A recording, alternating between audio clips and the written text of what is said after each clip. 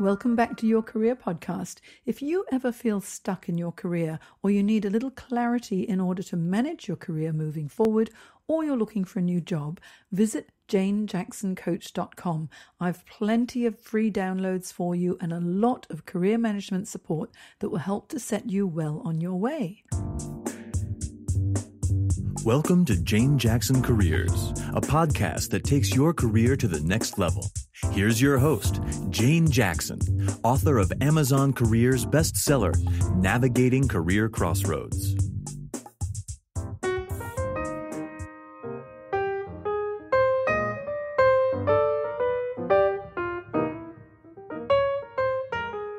Welcome to my Careers Podcast, where I interview fascinating professionals who have made amazing career changes. And today I have with me James Beeston, all the way from Birmingham in the UK. Now, let me give you a little intro of James. We all know Batman as a Caped Crusader, right? Now, the Caped Crusader fights crime, makes the world a better place, but James Beeston sees himself as a financial crusader who destroys the illusion that finance is a dark art to the non-financial community. How about that? No matter what many of you think, accountants are not boring, okay? This Birmingham-based accountant is creative, innovative, and he sings, albeit not that well.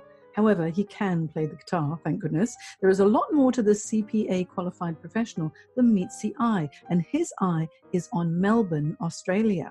Now, I noticed James's creative LinkedIn post about a month or so ago with his Hire This POM hashtag, and I was really impressed and decided that it's time his creative job search efforts are acknowledged. So let's welcome James to the show. Hi, James. Hi, Jane. How are you doing? Doing very well. It's evening in Sydney, and it's the morning for you. So thank you so much for dressing up and looking very smart for this podcast today, because I've been really looking forward to interviewing you for the past few weeks since we booked it in, because I'd really like to find out more about you and why you're interested in coming to Australia, and also all about the talents that you have, which are far more than just accounting. Indeed, yeah. Yes, yeah. And so how about just to kick us off, you tell us a little bit about your career aspirations when you were a little boy. So my career aspirations were, I was either going to do one of two things. The first one was be a funeral director, because you're never going to be out of a job being a funeral director. Or my second motivation was money and talking about money. So pretty much from a young age, I'd made the decision that I wanted to be an accountant. So my parents were always pushing me to be an accountant, because it was, you never see a poor accountant, which was their mantra. So yeah, I decided it was the right route to go down. So from probably about the age of 14, 15, that's very much how I've set my life up, and soon realised that the transferable skills of an accountant, it takes you all the way around the world if you want. You don't have to stop in accountancy. So yeah, it's been a fantastic career choice, one I've really enjoyed. Yeah, I mean, it really is an admirable profession, because, it takes so long to get qualified, and you're CPA qualified, correct? I am correct, yes. Yeah. And then, of course, I was having a look at your LinkedIn profile, and I could see that you've had quite an interesting financial journey as a financial analyst, and you worked your way up to finance manager, and now you're doing a lot of contract work as well. So obviously you have transferable skills, and you can transfer into different environments quite easily, can't you? Yeah, so I mean, I was very lucky to start my career at a very well-known chocolates company, and worked with some amazing people then. That really set my career for high standards within my accounting career. So for me, it's all about automation and processing, and pretty much doing yourself out of a job. Mm-hmm. So I mean, that was wonderful fun working at for that particular company. And, ever since then, it's been very much about adaptability and change, going into varying sectors. And I was given the opportunity about 8 years ago to actually move into the interim or contracting world. And I did that purely on the basis of building up for a move to Australia, so I could broaden my horizons and my experience. I've done a number of different roles now, from finance business partnering. I'm currently a group financial planning and analysis controller. I've worked across varying sectors. So yeah, it's been so much fun. I've met some fantastic people along the way. I've been very privileged. You know, it's interesting. People think of accounting as being very sort of tunnel vision, focused in one area. But actually, finance, there are so many different roles. Once you're CPA qualified, you can transfer into so many different areas. You end up being a very strong business partner.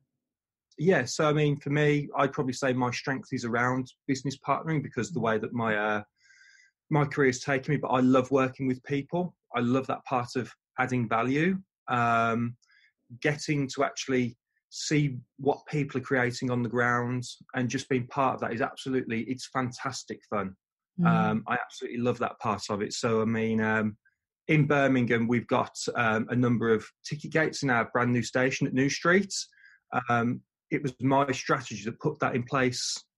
So just, doing small things like that makes such a big difference to my CV because it's a tangible product. But yeah, I've absolutely loved being out there with people, getting to know what they're doing. I couldn't sit behind a computer all day. You're not a number cruncher. I love numbers, but I do like working with people and numbers at the same time. I think this is the thing, these days with everything being automated, as you mentioned, and people are worried about our robots going to be taking our job. If you are just like a bookkeeper, then of course your role could be in danger. But if you're able to communicate with people and find out what direction, they want the business to go into, and then come up with creative ways of actually making it happen, and that's what a finance professional does. That's what makes a difference, yes? It does. I mean, what I've found very much so is that you'll have your technical accountants who will be doing the technical side, so building all the statutory accounts, etc. But finding those people who are good at communicating with other people in simple English, and as we've said before, removing those barriers that finance is actually a dark art and it's not exactly difficult.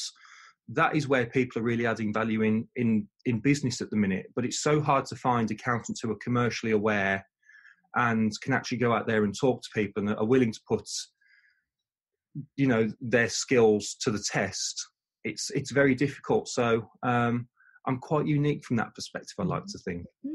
And you sound like quite a strong people person because, when I first noticed who you were, it was actually on LinkedIn, which is a fantastic platform, obviously, for job seekers, as well as for, business to business efforts.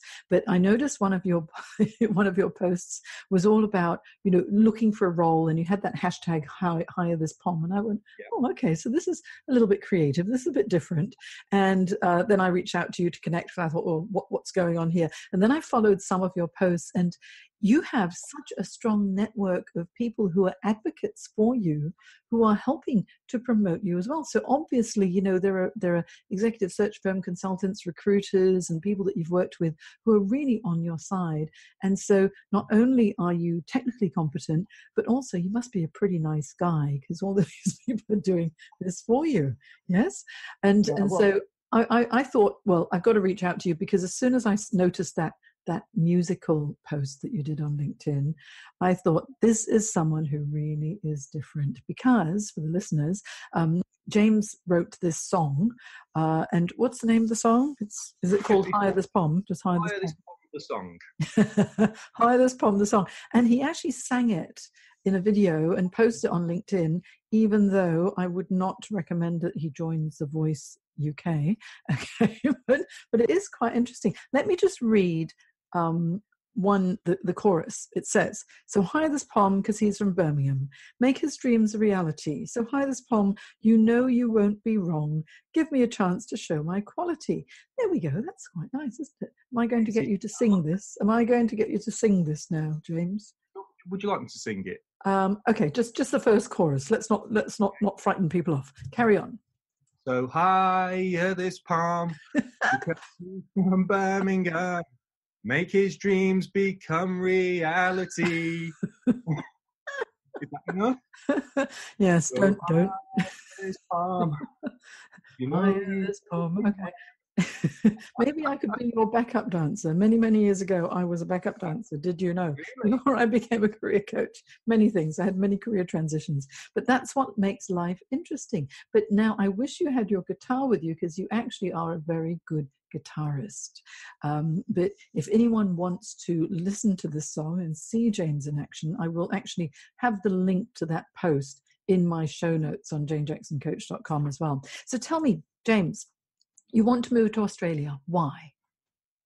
So for me, I've always had a fascination with Australia from an early age, purely because of quokkas, for one.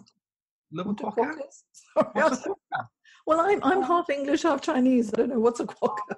Look up a quokka. They're a little marsupial. Oh. They're the world's happiest animal. Oh, like wombats. Oh, well, you teach me. Here's a pom teaching me.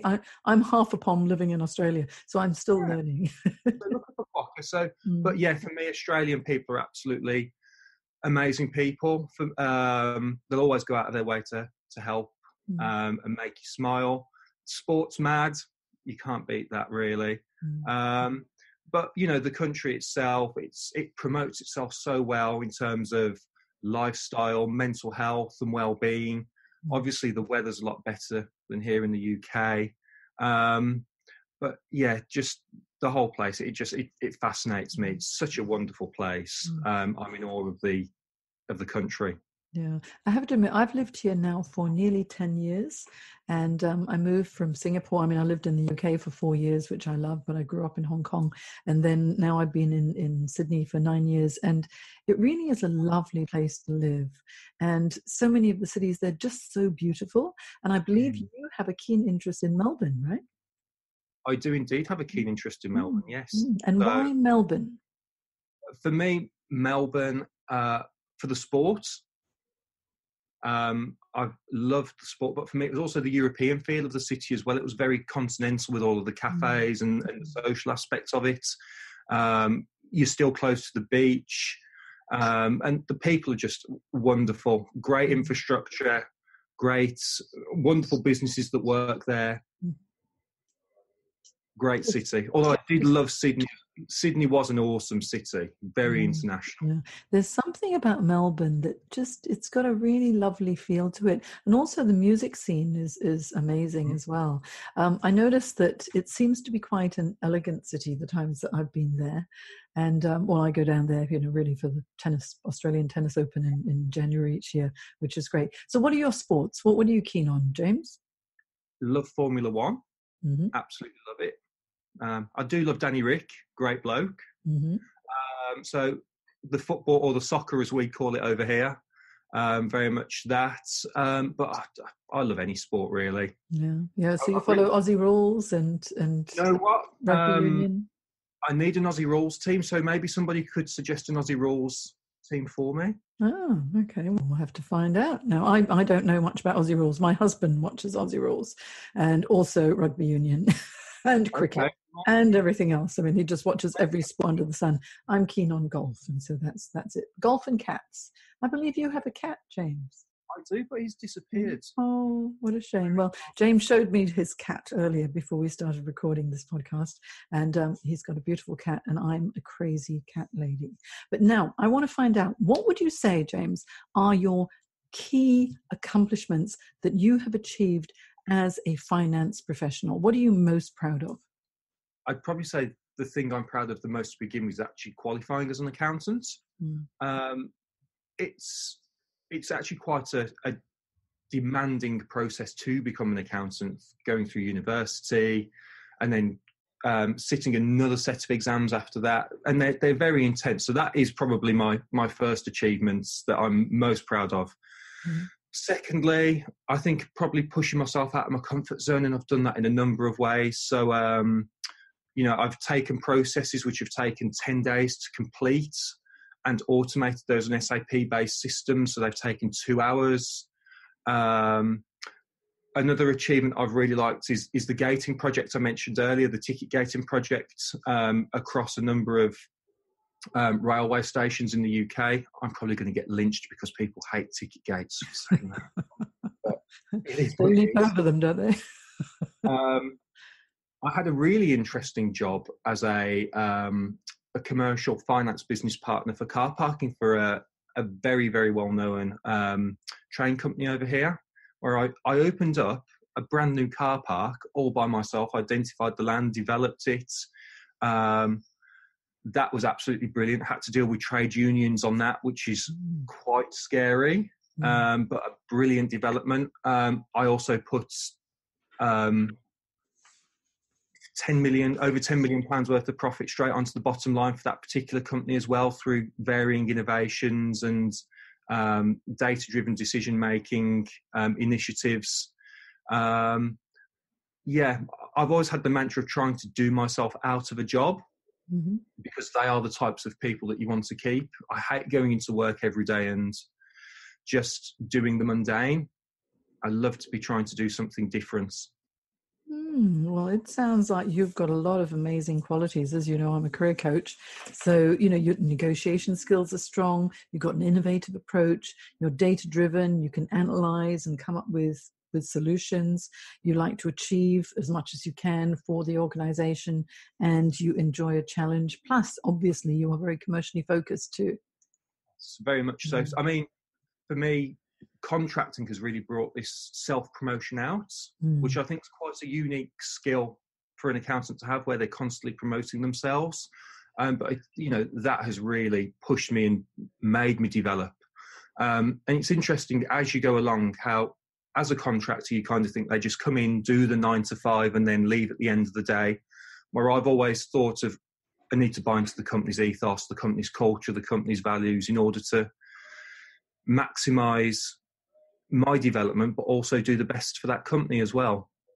Yeah, I mean, it sounds like you've really got great heart and determination to succeed. So I'm sure that you'd be a really valuable employee. The hard thing is moving country, because it's getting that visa and being able to convince them that yes, I'm worth sponsoring. But you're actually applying for a permanent residence visa at the moment, aren't you?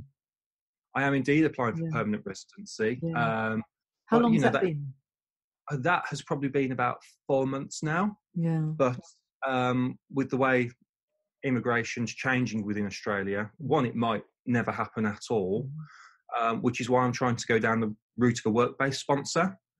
Now, what I did last weekend that I've not told anybody about yet, so this is a Jane Jackson world exclusive. I'm actually coming over to Melbourne for 3 months in January.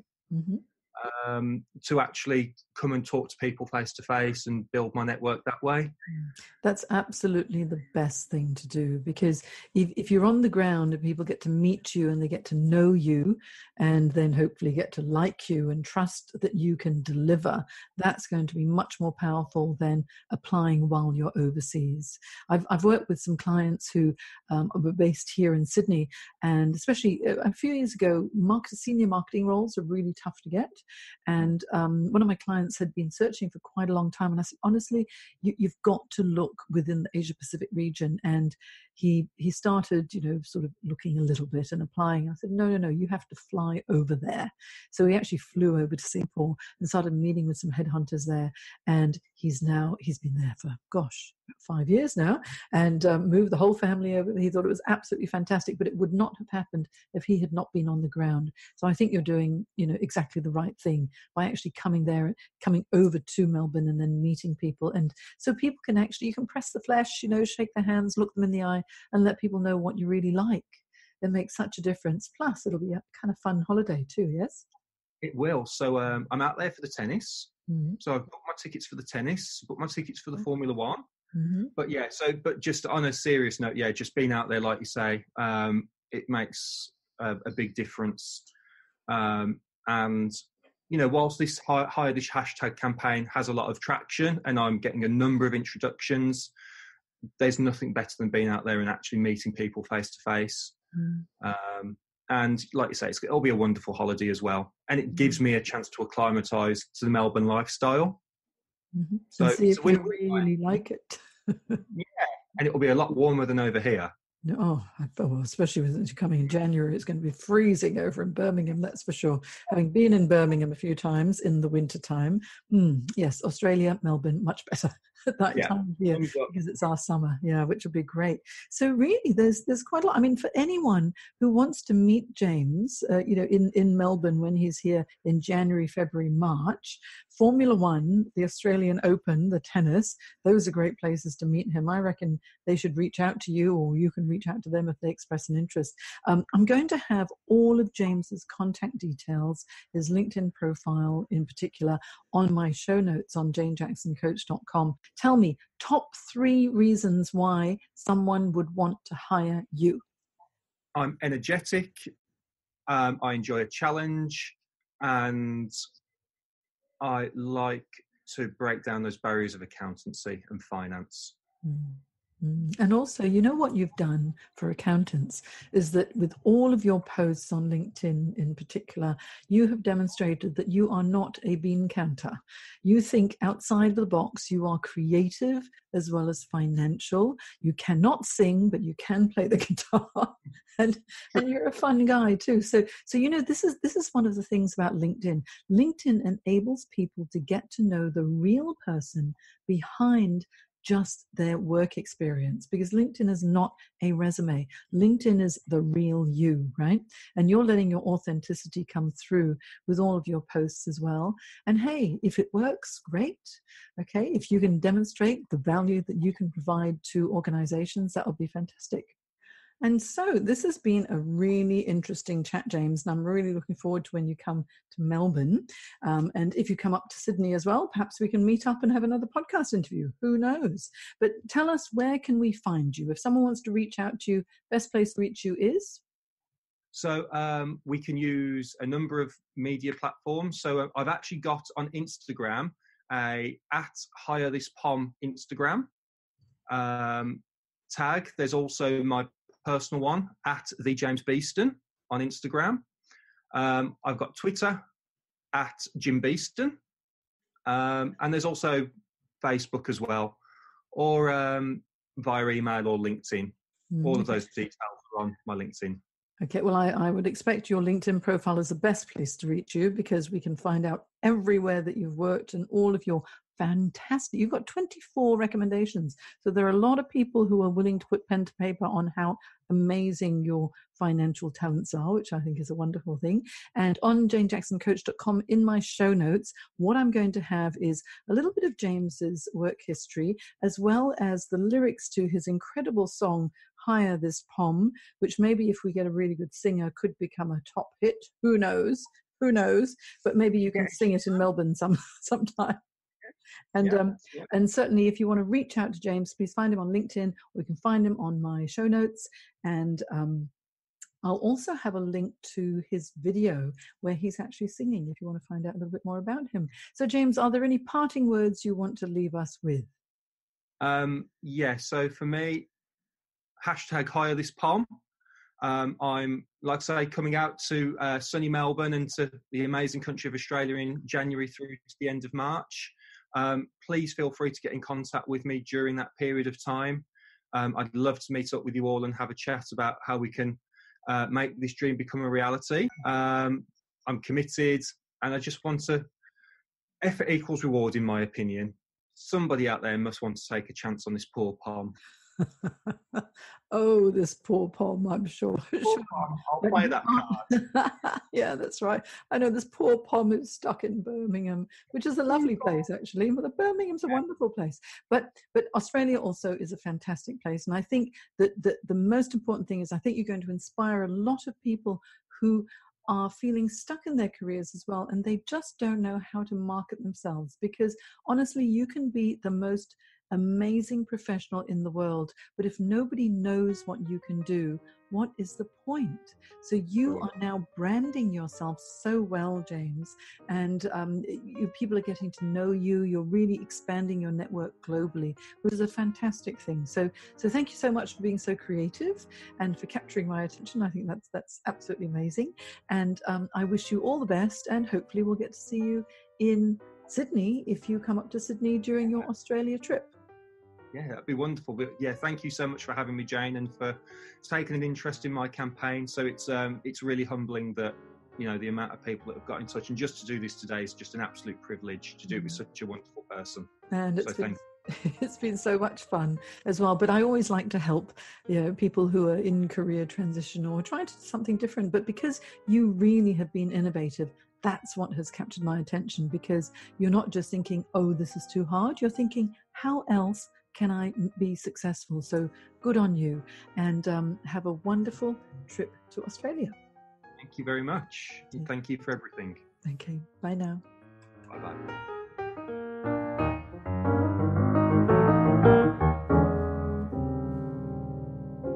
If you enjoyed this podcast, look for Your Career Podcast on iTunes and leave a review.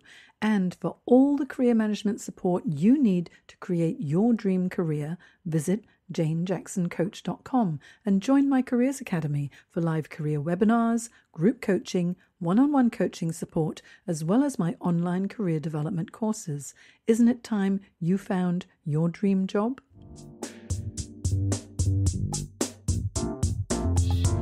You've been listening to Jane Jackson Careers. Sign up to receive regular career advice at janejacksoncoach.com.